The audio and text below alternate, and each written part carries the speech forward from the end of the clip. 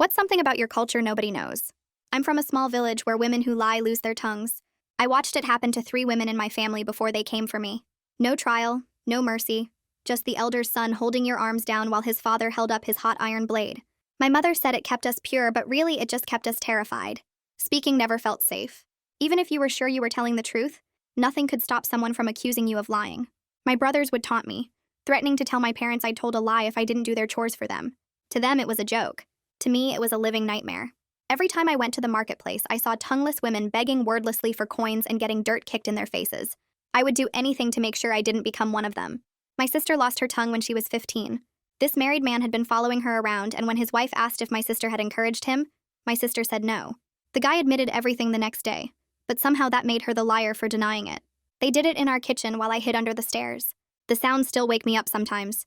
After that, my sister couldn't eat solid food for months. She tried writing notes, but nobody wanted to read words from a liar. No man would marry her now. She joined the other tongueless women who haunted our market, pointing at things they needed, depending on their kids to guess what they wanted. Walking reminders of what happened when women forgot their place. Fear ran our whole lives. My cousin started stuttering because she'd check every word 3 times before saying it. My friend just stopped talking, pretending to be mute. Safer that way. When I turned 17, I worked at my uncle's fruit stand weighing rice for customers. The mayor's wife bought her usual 2 kilograms one day. But this time, she came back hours later saying I'd shorted her.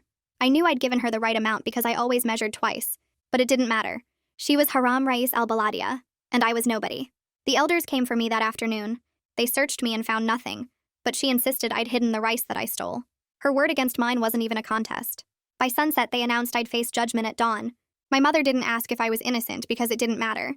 Someone important had made an accusation. That night, Mom sat on my bed teaching me how to live without a tongue, which foods to avoid so I wouldn't choke, how to breathe through the pain when it happened.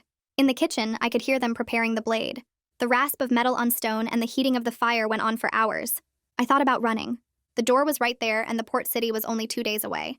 But leaving meant abandoning everything and hoping I don't die in the desert heat without water for 2 days minimum. Staying meant losing my voice forever. I lay there trying to decide what to do while they sharpened the blade. Dawn came fast. The elders arrived with the mayor, all of them looking satisfied that justice would be served. The Haram Rais al-Baladia sat in our best chair like she was watching a show. My uncle held my arms even though he'd known me since birth, knowing I'd never stolen. That's how it worked here. They forced me to my knees in the same spot where my sister had knelt. The elder's son grabbed my face, fingers digging into my jaw to force my mouth open. I could smell the alcohol on his breath, see the excitement in his eyes. He enjoyed this. He started dipping the blade into the fire, and my life flashed before my eyes. I would never speak again. I closed my eyes, preparing for searing pain, when suddenly, "Wait!" someone shouted from the doorway. My sister stood there holding a piece of paper, her scarred mouth set in a hard line. She couldn't speak, but she'd written something.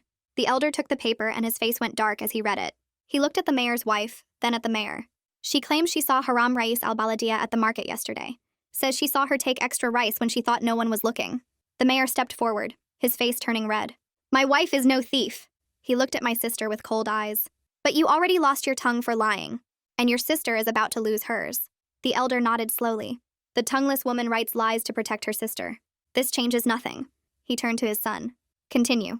The hot blade was taken out of the fire, and just when the elder's son was about to press it against my tongue, the mayor grabbed his arm. "No," he pointed at my sister. "If she spreads these lies about my wife, even in writing, it must be punished." His smile made my blood freeze. "We must take more than just the younger one's tongue. The silent one still has hands to write lies with." The elder considered this while my sister's face drained of color. "Yes," he decided. "Both of them. The tongue and the hands. Let's finish what we started with this family of liars." Requested Reads is on Spotify now. Check out link in the description or comments. The elder's son tightens his grip on my jaw while his father raises the heated blade toward my open mouth, and in that frozen moment, I see my sister launch herself forward with a strength I didn't know she still possessed. She crashes into the elder's son with her full body weight, and the blade flies from his father's hand, clattering to the floor where it burns a black mark into the wood. The elder's son stumbles backward and his fingers slip from my face. The room explodes into shouting. The mayor jumps from his chair. The elder scrambles for the fallen blade. My uncle's hands loosen on my arms just enough for me to wrench myself sideways, and I scramble away from the kneeling spot where my sister bled years ago. My mother stands near the doorway but doesn't move to block our path, instead turning her face away as if she can't bear to watch what happens next. Her hands grip the doorframe, but she steps aside. My sister grabs my wrist with her scarred hands and yanks me toward the door while the elder's son struggles to his feet, his face twisted with rage. The mayor stands up from his chair shouting orders, but we're already moving, our bare feet slapping against the floor as we run. The elder yells something behind us, but I don't look back. My sister's grip on my wrist is so tight it hurts, but I don't care. We burst through the front door into the late afternoon heat and sprint down the dusty street while voices erupt behind us. Neighbors peek through windows and doorways but quickly retreat inside, closing shutters and doors as if they never saw us pass. No one will help us. No one ever helps. The sun beats down on my head and the packed dirt street burns my bare feet, but I keep running. My sister pulls me into a narrow alley between two houses, and we cut through someone's back lot where laundry hangs drying in the sun. I lose my left sandal when it catches on a rock and sharp stones cut into my bare foot, but I don't slow down because I can hear men's voices getting closer. Blood from my foot leaves marks in the dust. My sister drags me around a corner and through a gap in a fence. We squeeze between two buildings so narrow our shoulders scrape the walls. The men's voices grow louder. They're searching the streets. They're calling for others to help look. We duck into an abandoned storage shed at the edge of the village, pressing ourselves against the far wall in the dim light that filters through gaps in the wooden slats. My sister clamps her hand over my mouth even though I'm trying not to make a sound, and we hold completely still as heavy footsteps pass by outside. I can hear the elder's son cursing as he searches. Someone else is with him, maybe 2 or 3 men. They're checking every building, every hiding spot. The footsteps stop right outside our shed. I close my eyes and pray they don't look inside. My sister's hand presses harder against my mouth. Her other hand grips my shoulder. We don't breathe. After what feels like forever, the footsteps move away. After the footsteps fade, my sister releases me and pulls out a small pencil stub and scrap of paper she keeps in her pocket. She writes quickly and shows me the note. Desert or blade? Choose now. Her scarred mouth is set in a grim line as she watches me read. I nod and whisper that we should wait until dusk when it's cooler and we can move with less chance of being spotted. My sister writes again. Highway, truck stop, 2 hours walk after dark. She's already thinking ahead while I'm still shaking from how close that blade came to my tongue. She knows the routes because she used to walk to the market before they took her tongue. She knows which paths avoid the main roads. We check our pockets and find almost nothing useful. I have a thin silver bracelet my grandmother gave me that might be worth something for trade or bribe.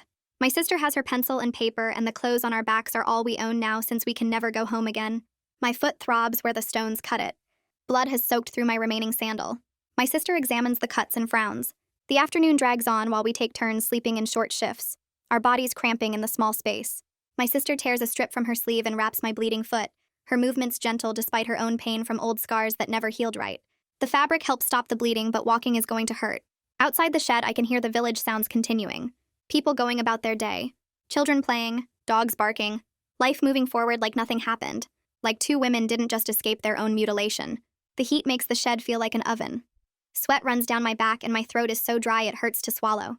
My sister hands me a small piece of hard bread she had hidden in her pocket.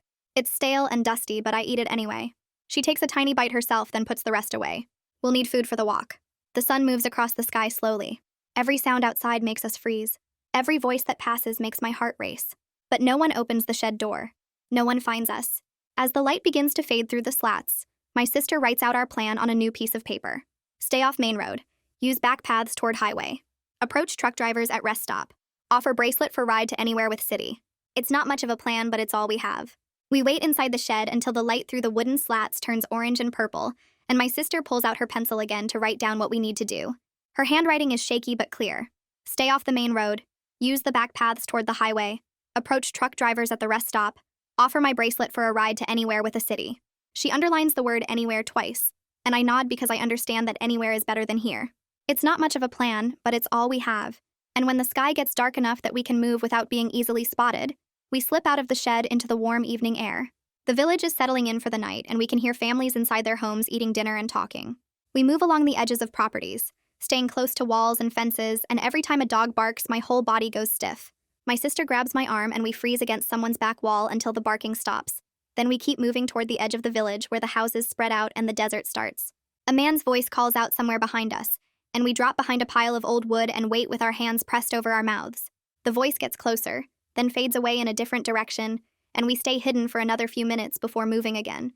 My foot throbs where the cuts are and blood has soaked through the cloth my sister wrapped around it, but I don't say anything because we can't stop now. We can hear the highway in the distance, a low hum of trucks and cars that sounds like freedom, and we walk toward that sound as fast as we can manage. The walk takes way longer than 2 hours because we have to hide when we see headlights coming across the desert. The first time, we throw ourselves into a ditch and press our bodies flat against the rocky ground while a truck drives past on a dirt road. My sister's breathing sounds rough and painful, and I remember all the damage they did to her mouth and throat 5 years ago. The second time we hide, we crouch behind a big rock formation while two vehicles pass by, and I'm scared they're men from the village searching for us. My foot feels like it's on fire with each step, and my sister is limping too from old injuries that never healed right, but neither of us suggests stopping or going back. We finally reach the truck stop around midnight, and it's just a small paved area where big trucks pull off the highway to rest. The smell of diesel fuel hangs thick in the air, and we can see maybe 6 or 7 large trucks parked with their engines running. Some drivers are sleeping in their cabs and others are standing outside smoking or checking their cargo. My sister and I stay in the shadows at the edge of the paved area, and she pulls out her pencil to write another note. The paper is crumpled and dirty, but I can read what she writes. You talk. I watch. Show bracelet. Say city only. She positions herself where she can see my face and also see any driver I approach, and I know she's ready to pull me away if anything feels wrong. I take off my grandmother's thin silver bracelet and hold it in my shaking hand. Then I walk toward a driver who's checking the tires on his truck. He's older than my father would be, with gray hair and a face that looks kind instead of mean. I walk up to him and hold out the bracelet, and my voice comes out quiet and scared. Please, sir, we need a ride to the city. This is all I have to pay you. The driver looks at my bloody foot first, then at my sister standing in the shadows with her scarred mouth, and something changes in his face. He asks in a low voice if we're running from family or from the law, and I answer honestly that we're running from both because they're the same thing in our village. He stares at us for a long moment, and I'm scared he's going to tell us to leave or call someone, but instead he tells us his name is Tunde Rivers. He says he lost a niece 5 years ago to a village custom like ours, but in a different region, and he couldn't save her because he lived too far away and found out too late. His voice sounds sad and angry at the same time. Tunde waves away my bracelet and tells me to keep it. Then he says we can ride hidden under the tarp in his truck bed with his produce, but we have to stay completely quiet if he gets stopped at any checkpoint. He warns us that if officials find us, he'll have to pretend he didn't know we were there, and we both nod because we understand.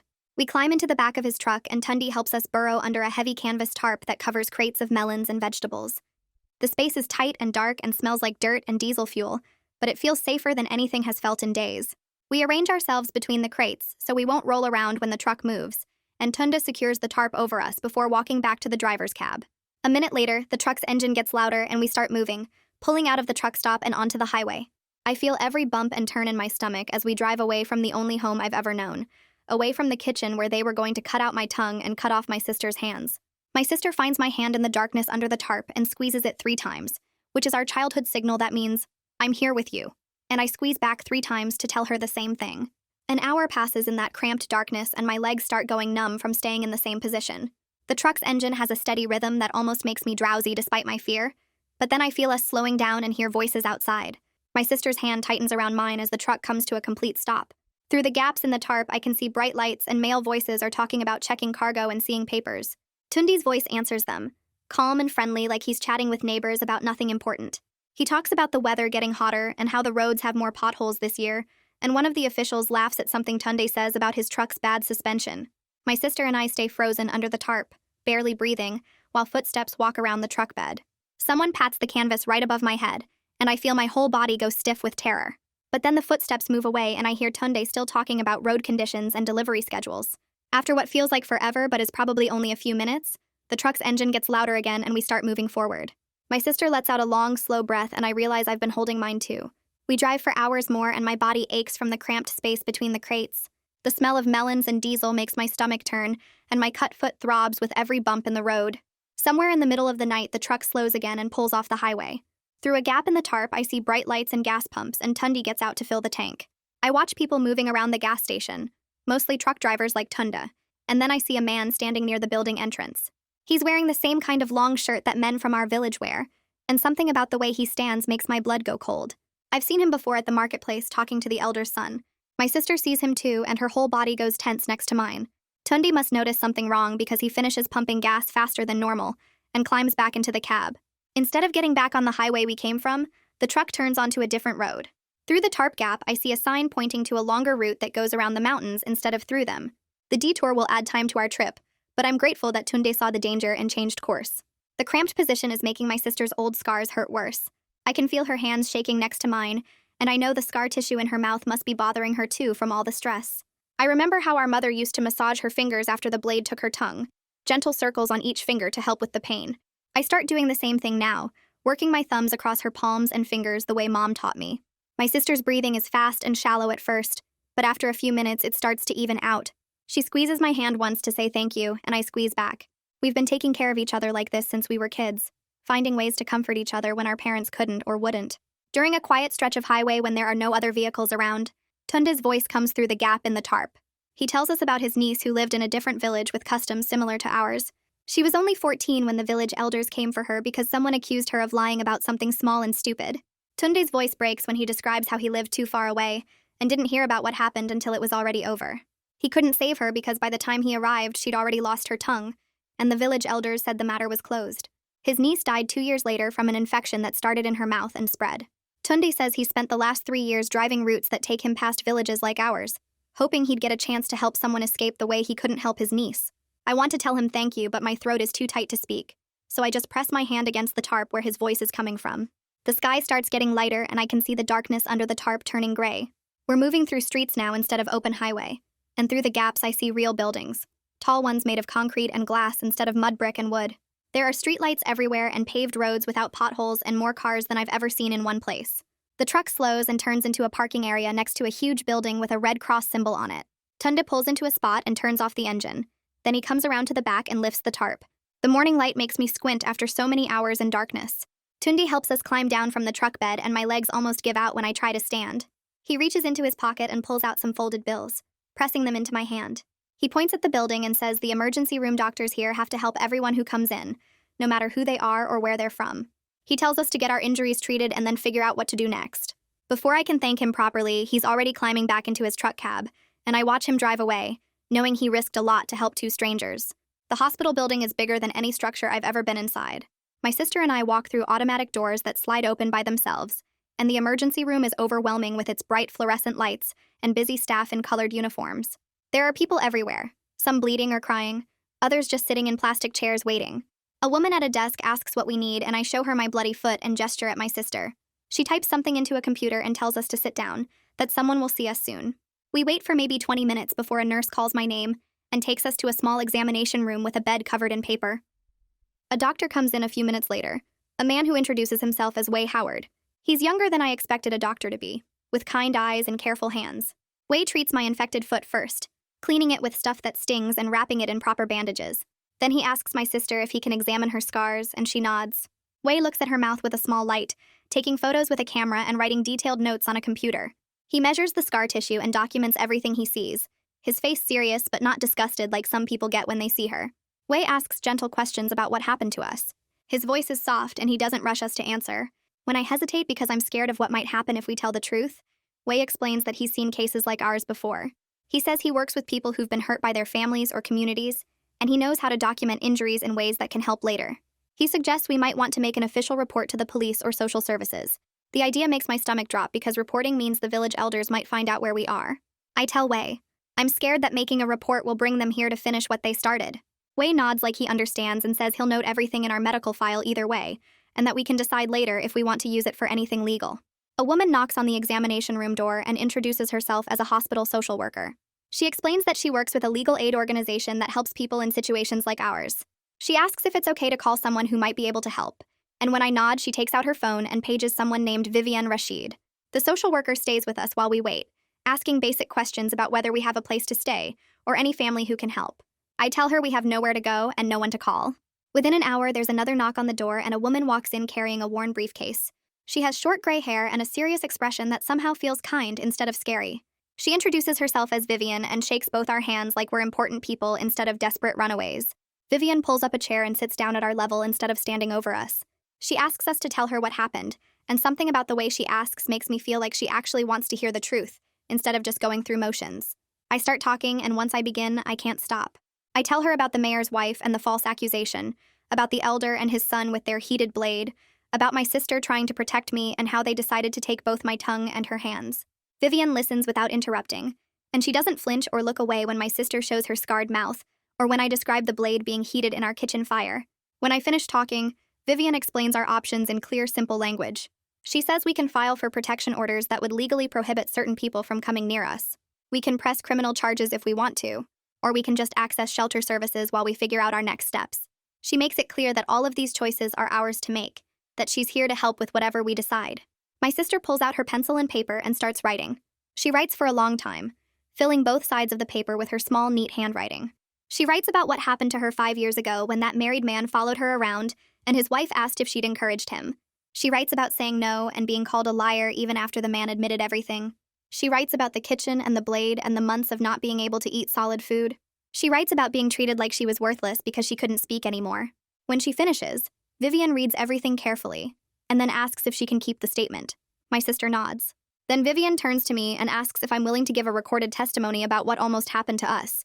She explains that the recording will be kept private unless we decide later to use it for legal purposes. I agree, and Vivian takes out a small recording device. I talk into it for maybe 15 minutes, describing everything from the moment the mayor's wife accused me of stealing rice to the moment we escaped.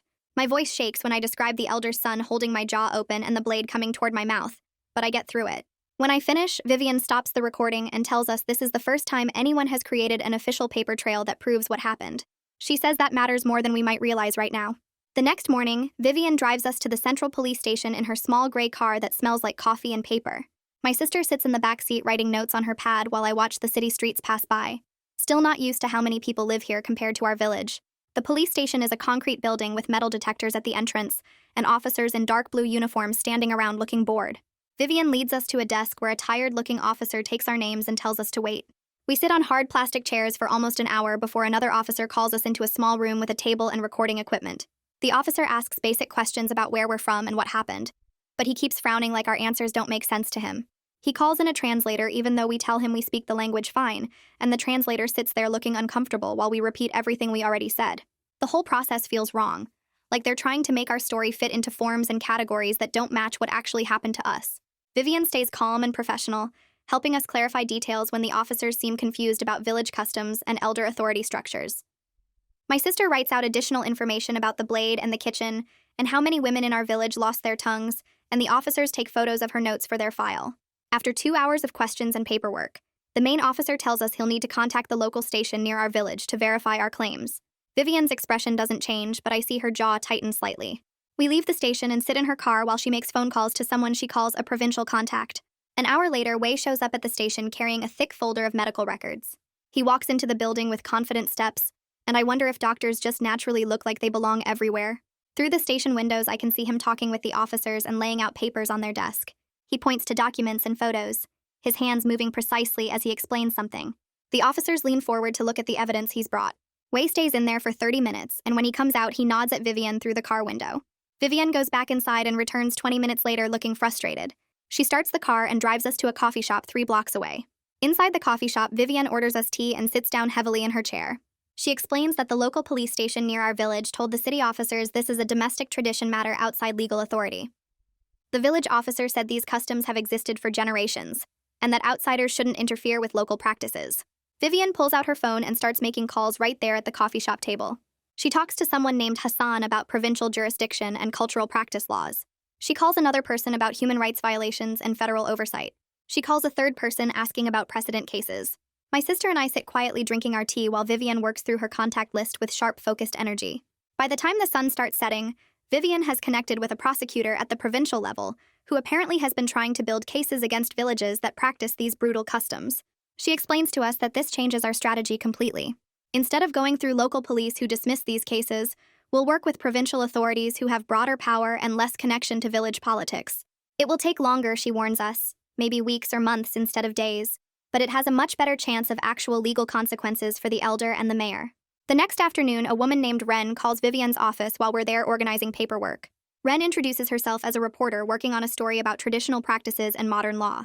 My first reaction is absolute panic because media attention feels dangerous, like putting a target on our backs for anyone from the village to find us. Vivian asks Ren careful questions about her story angle and editorial standards. Ren explains she wants to focus on the policy gaps and legal frameworks, rather than personal trauma details. She promises complete anonymity with altered voices in any recordings and no identifying information about our specific village or situation. Vivian looks at us and asks what we think. My sister writes quickly that media coverage might help other women, and I realize she's probably right even though it scares me. We agree to meet with Ren under strict conditions that Vivian negotiates over the phone. 2 days later, Ren comes to Vivian's office with a small recording device and a notebook. She's younger than I expected, maybe late 20s, with short hair and tired eyes. She asks us questions about the legal process and what barriers we faced, not about the blade or the kitchen or the specific terror we felt. She asks about village power structures and how women's voices get silenced in these systems. The interview lasts an hour, and Ren keeps her word about focusing on policy rather than pain. When the article runs in a regional newspaper 3 days later, I read it twice, feeling exposed and validated at the same time. Ren wrote about how national laws prohibit mutilation and violence, but local enforcement often dismisses these cases as cultural matters.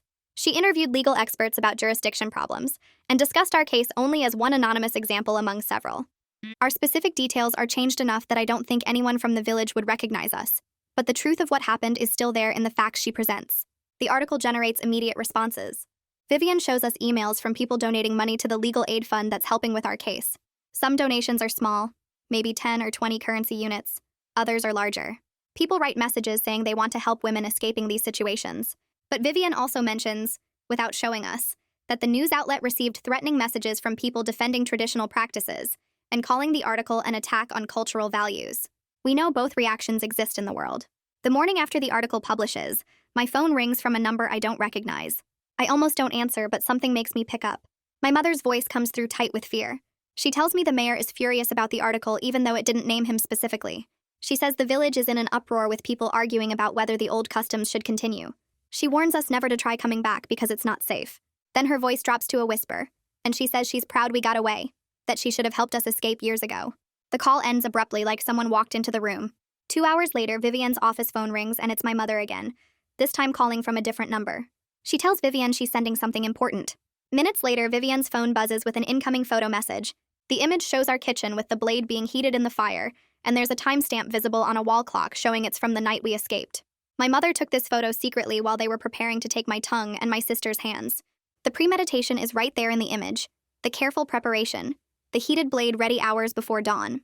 My mother's act of sending this evidence feels like her own quiet rebellion against everything she was taught to accept. Vivian immediately opens her laptop and starts drafting emergency protective order applications. She works through the afternoon pulling together the photo evidence my mother sent, weighs detailed medical reports about our injuries, and our sworn statements from the police station. She explains that these orders will legally prohibit the elder, his son, and the mayor from coming within a certain distance of us, or contacting us in any way. The orders will be registered at both provincial and local levels. Enforcement in the village itself will be complicated, she admits, since the local police already dismissed our case once, but having the orders on record creates legal consequences if they're violated. She files the applications electronically and tells us we should hear back within 48 hours about whether a judge will grant them. That evening, Vivian's phone rings while we're eating dinner at the shelter. She steps into the hallway to answer, and I can hear her voice go tight even through the closed door. When she comes back and her face looks worried and she sits down across from us. Men showed up at Tunde's truck yard asking questions about his routes and what cargo he carried last week. They wanted to know if he picked up any passengers and where he dropped them off. Tunde told them he only hauls produce, but they kept pushing, and one of them took photos of his trucks and wrote down his license plate numbers. He called Vivian right after they left because he's scared they'll come back or follow him or hurt his family for helping us. His voice shook on the phone when he told her he might need to step back from our case because he can't risk his wife and kids getting targeted.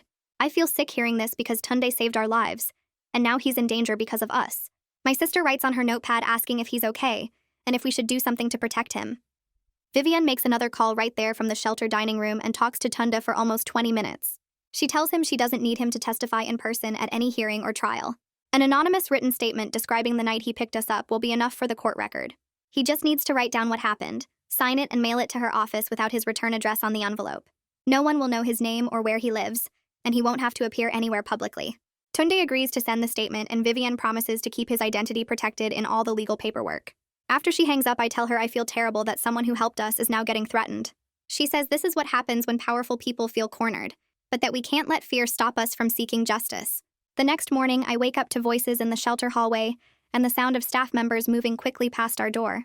My sister and I get dressed and find the shelter director talking to 2 staff members near the front entrance. They noticed men standing across the street about an hour ago, just watching the building. The men aren't doing anything illegal, just standing there on the sidewalk smoking and looking at everyone who goes in or out. The shelter staff already called the police who showed up and questioned the men, but couldn't arrest them for standing on a public street. The police told the men to move along, but they just walked to the corner and kept watching from there instead. The shelter director tells us we need to pack our things because Vivian is arranging an emergency move to a different location with better security. We go back to our room and stuff our donated clothes and toiletries into plastic bags since we don't have real luggage. Everything we own fits in 2 grocery bags, and that makes me feel small and powerless. We're supposed to be safe here, but we're still running, still hiding, still looking over our shoulders. A van with tinted windows pulls up to the shelter's back entrance an hour later, and we climb in with our bags. The driver takes a long route through the city, making several turns and doubling back to make sure no one follows us. The new shelter is in a different neighborhood with a locked gate and security cameras. We have to show ID to get in, and visitors need appointments scheduled in advance. Our room is smaller than the last one, but it has a lock that works and bars on the windows. My sister and I unpack our few things and sit on the beds not talking because there's nothing to say.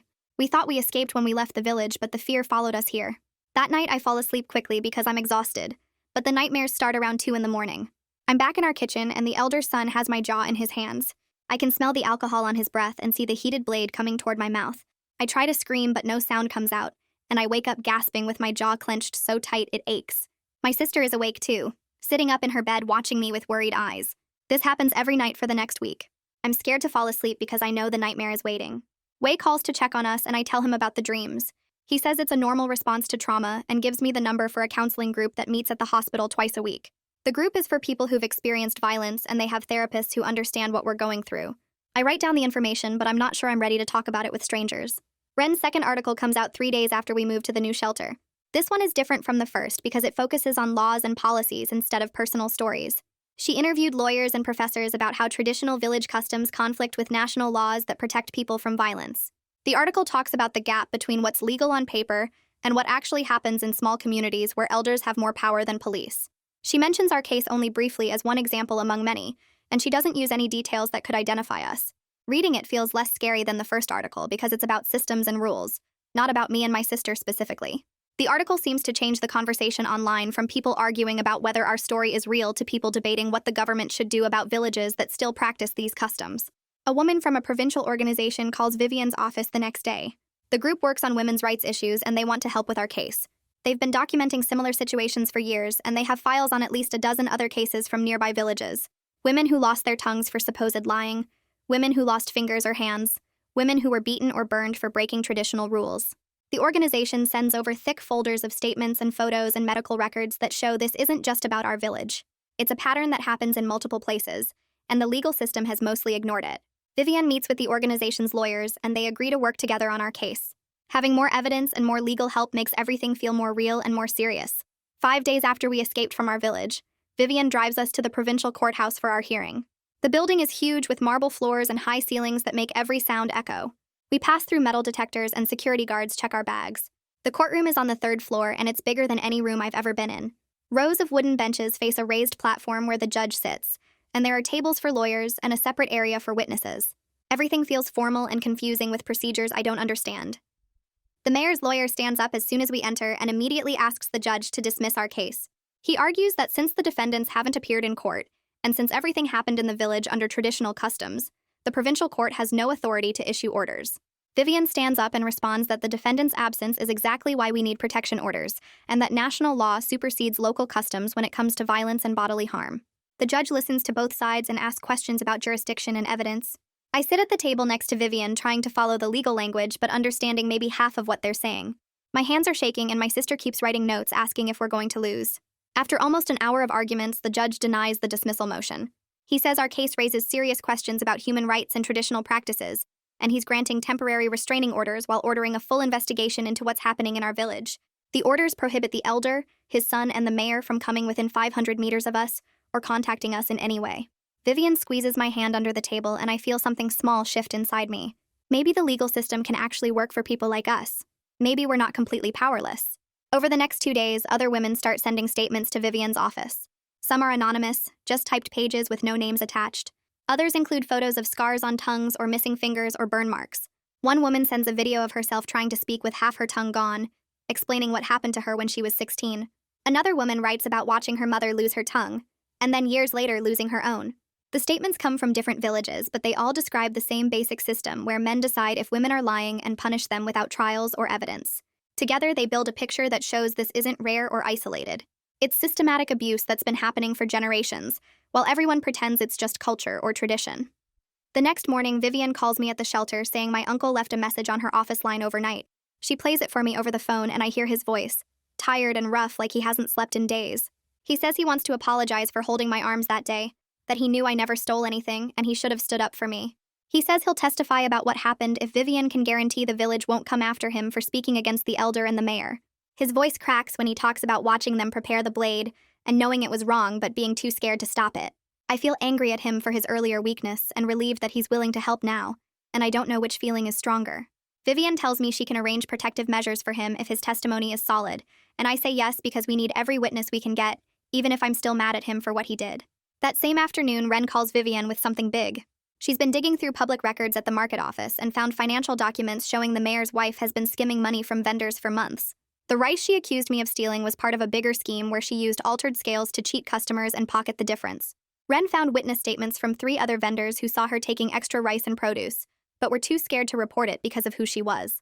The statements are dated from weeks before she accused me, which proves she was already stealing when she blamed me for her own crime. Vivian adds these records to our case file and says this changes everything, because now we can show the false accusation was meant to cover up the mayor's wife's theft pattern. 2 days later, police get a warrant to search the mayor's wife's market stall based on Ren's evidence. I'm not there to see it, but Vivian tells me they found altered scales with weights that had been filed down to show less than the actual amount. They also found a notebook where the mayor's wife kept records of how much she skimmed from different vendors each week, including the 2 kilograms of rice she claimed I stole. The police document everything carefully with photos and evidence bags, making sure the chain of custody is perfect, so nothing can be challenged in court. Vivian meets with the officers to add this physical evidence to our case, explaining how it proves my accusation was false and was designed to hide the mayor's wife's own criminal activity. She says the altered scales alone are enough to show a pattern of theft that makes the wife's accusation against me completely unreliable. The provincial prosecutor reviews all the evidence and decides to file formal charges. Vivian calls me to her office to explain what's happening. The charges against the elder's son are attempted assault with intent to maim, which carries a penalty of 5 to 10 years in prison if he's convicted. The charges against the mayor are conspiracy and obstruction of justice for enabling his wife's false accusations and trying to use village customs to cover up her crimes. Vivian says these are serious charges that could mean prison time for both of them, not just fines or community service. She walks me through what each charge means and what the prosecution will need to prove, and for the first time I start to believe that maybe the legal system can actually hold powerful people accountable for what they did to us. The arrests start the next day. The mayor gets detained at the provincial government building where he went to lobby against our case, and police officers walk him out in handcuffs while other officials watch. Vivian sends me a text with the news and I feel something loosen in my chest that's been tight since the day I ran. Police also go to the elder's home with a warrant and seize the heated blade as evidence, photographing the scorch marks on our kitchen floor where it fell. The elder's son isn't there when they arrive, and neighbors say he left the village 2 days ago. Police issue a warrant for his arrest and add him to a regional database, but Vivian warns me he might stay hidden for a while since he knows what's coming. That same week, my mother contacts Vivian through a secure number and says she wants to leave the village with our youngest sibling. Vivian arranges for them to relocate to the city through a safe house program that helps families escaping dangerous situations. When they arrive, Vivian brings them to meet us at a neutral location, a community center with private rooms. My mother sees me and my sister and immediately breaks down crying, grabbing both of us and saying she's sorry over and over. She says she should have gotten us out years ago before my sister lost her tongue, that she knew the customs were wrong but was too scared to fight back. She holds my sister's scarred hands and apologizes for not protecting her when she was 15. My sister writes on her notepad that it's okay, that we're all here now, and that's what matters. Our youngest sibling stays quiet through the reunion, looking confused and scared by everything that's happened. We spend 2 hours together before the safe house staff say it's time to go, and my mother promises she'll testify if Vivian needs her to.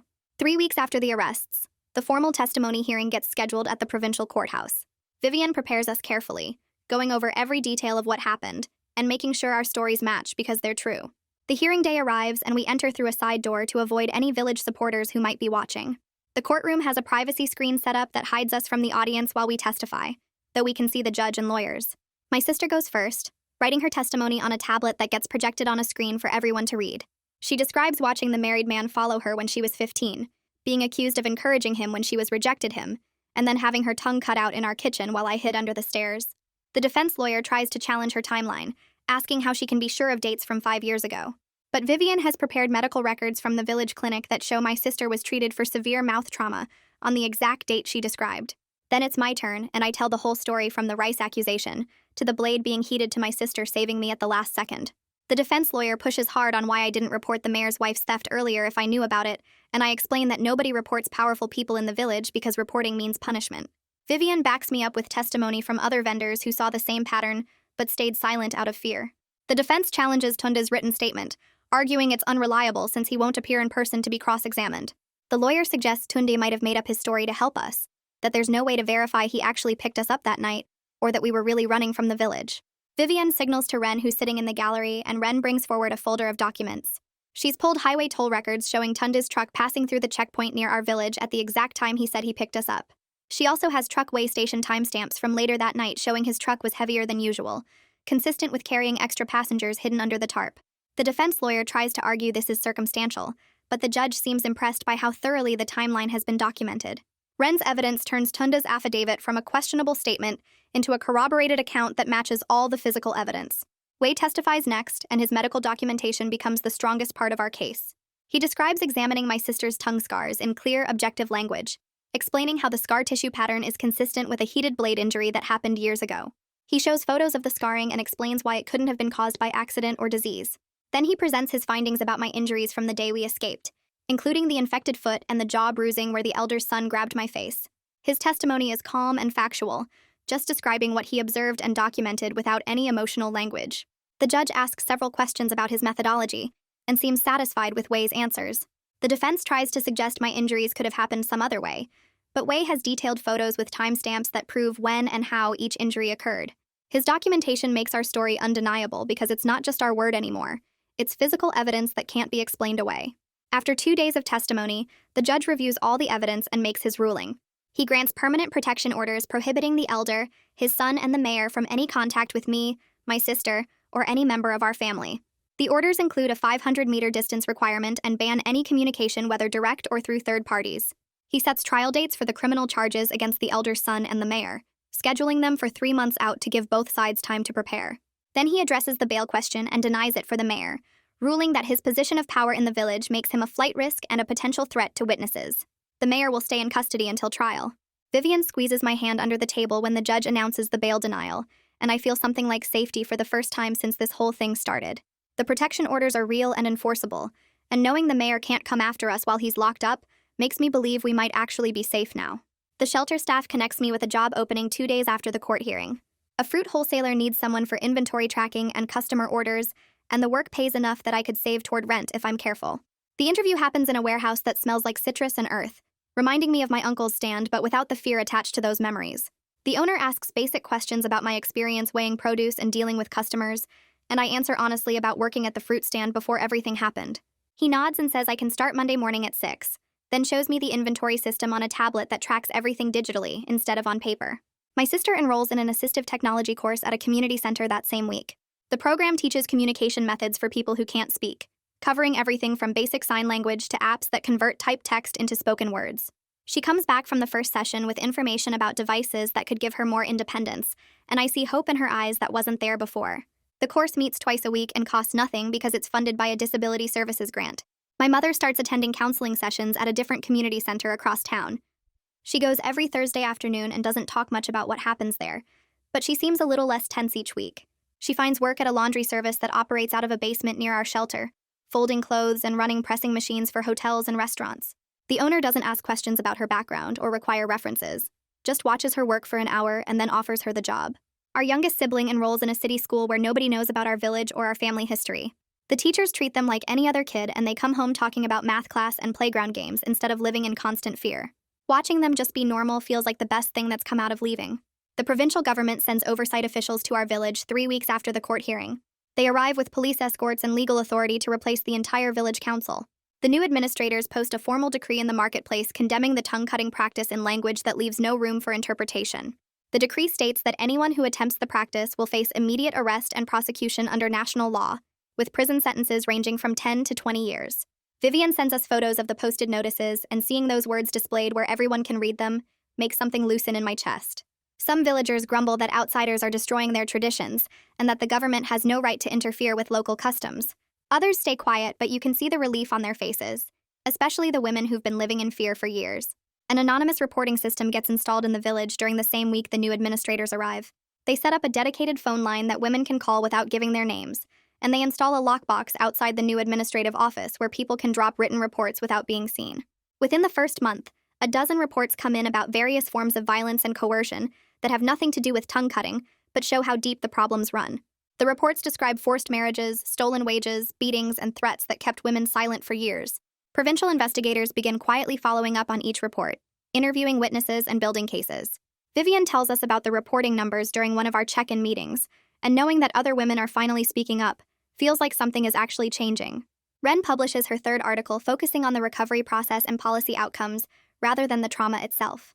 She interviews legal experts about what systemic changes are needed and talks to social workers about how survivors rebuild their lives after escaping traditional violence. The piece mentions our case only briefly as one example among many, which feels like being seen without being consumed by public attention. She includes quotes from provincial officials about the new oversight measures and from NGO workers about similar interventions in other regions. Reading the article feels different from the earlier ones because it's not about our pain anymore.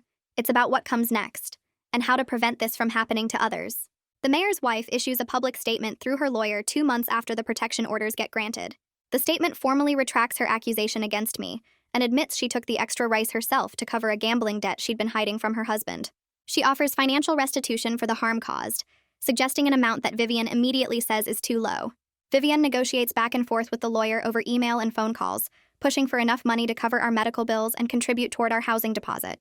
They settle on an amount that's 3 times the original offer, paid in 2 installments with the first one arriving within a week. The money gets deposited into an account Vivian helped us open, and seeing that balance makes the idea of our own apartment feel real instead of impossible.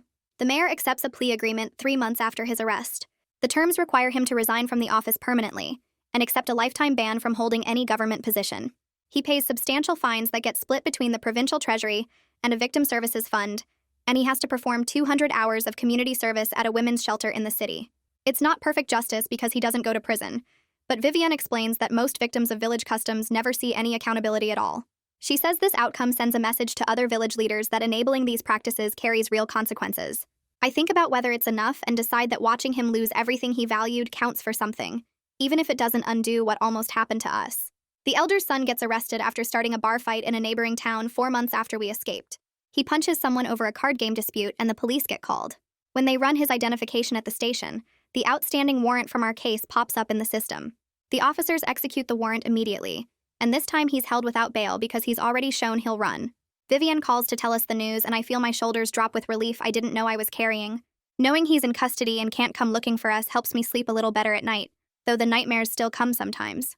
My sister and I move into a small 2-bedroom apartment through a housing assistance program 5 months after arriving in the city. The program subsidizes part of our rent for the first year, while we build up savings and job stability. We spend a weekend furnishing it with secondhand basics from charity shops, finding a couch that's only slightly worn and a kitchen table with mismatched chairs that work fine. We buy our own locks for the doors and windows, the kind that need keys from both sides so nobody can break the glass and reach through. Having a space that's truly ours, with locks we control and neighbors who don't know our history, feels like the most valuable thing we've ever owned. My sister hangs curtains in her room, and I set up a small desk where I can do inventory paperwork from my job. I start keeping nightly voice memos on a cheap phone Vivian helped us get through a donated phone program. Every night before bed, I record my thoughts and experiences, talking through what happened during the day and how I'm processing everything that brought us here. The recordings are just for me, a way to reclaim my voice and prove to myself that I can speak without fear now. Some nights I talk for 2 minutes, other nights for 20, depending on what's weighing on my mind. I block harassing numbers when they appear, usually from area codes near our old village, and I don't let them stop me from using the phone. Slowly, my sleep improves as the nightmares become less frequent, dropping from every night to maybe twice a week, then once a week, then occasional. 4 months after our escape, we set up our small apartment for dinner with the people who helped us get here. My sister wipes down our secondhand table while I arrange mismatched plates and cups we bought from the charity shop. Tunde arrives first carrying a crate of fresh mangoes and oranges from his delivery routes, setting them on our kitchen counter with a smile. Wei shows up next with a bag full of bandages, antiseptic, and basic medical supplies for our first aid kit, explaining we should always keep these things on hand. Vivian walks in holding a folder of papers, and when she opens it, I see official stamps and signatures on documents that say, "Our case is officially closed," and the protection orders are permanent. Ren brings her published articles printed and bound in a simple folder, 3 pieces that told our story without exposing us, focusing on policy changes instead of our trauma. We crowd around our small table, passing plates of rice and vegetables, and Tunde raises his cup of water. We all lift our drinks and toast to boring, ordinary days ahead, to the simple freedom of speaking without fear, to sleeping through the night without nightmares. The conversation stays light, and we laugh about small things like Wei's terrible parking and Vivian's coffee addiction, normal topics that have nothing to do with villages or blades or running. After everyone leaves, my sister and I wash the dishes together in our tiny kitchen, and the quiet feels comfortable instead of scary. I wake up each morning now in a place where no one is sharpening blades in the kitchen, and that quiet relief is enough. My sister and I go to our jobs, come home, cook dinner together, and plan for things like saving money for better furniture, or maybe taking a class at the community center. It's not a fairy tale ending with everything perfect and tied up neatly. I still have bad dreams sometimes, and my sister's scars still ache when the weather changes. But this life is ours, and we built it ourselves. And knowing we're safe here makes even the hard days feel possible.